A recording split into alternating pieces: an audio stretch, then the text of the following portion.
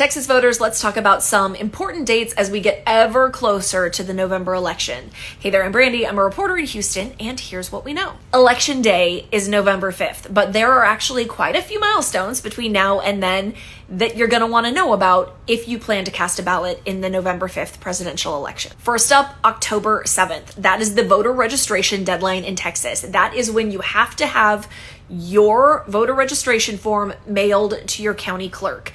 You cannot register to vote online in Texas. It's misleading a little bit. Some websites have forms that say it is a voter registration form and you click submit. That doesn't do anything. In order for that to be valid, you can fill it out, you can print it out, and then you have to drop it off or mail it to your county clerk's office. I know I've emphasized this before, but I want to be really clear. You cannot register to vote in Texas online. That's not a thing. So say you are already registered to vote and you want to check to make sure your registration is still valid.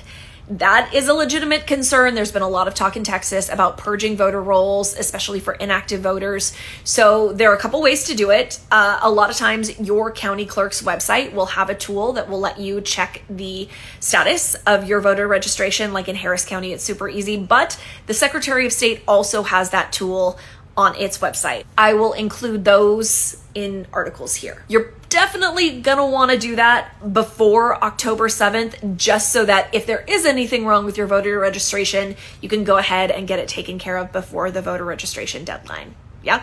Okay.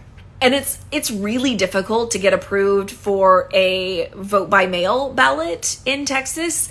But if you wanted to try for that, the deadline to apply is October 25th. That's actually a couple days after early voting starts in Texas. Early voting starts on October 21st, gives you a couple weeks to get to the polls. Sometimes to avoid the crowds, I like to do early voting because there aren't as many people there, but I know a lot of people like the tradition of going on election day, so you do you, but just know that you have from October 21st and then 2 weeks that follows to do early voting. What other questions do you have about voting in the November 5th election? Let me know in the comments.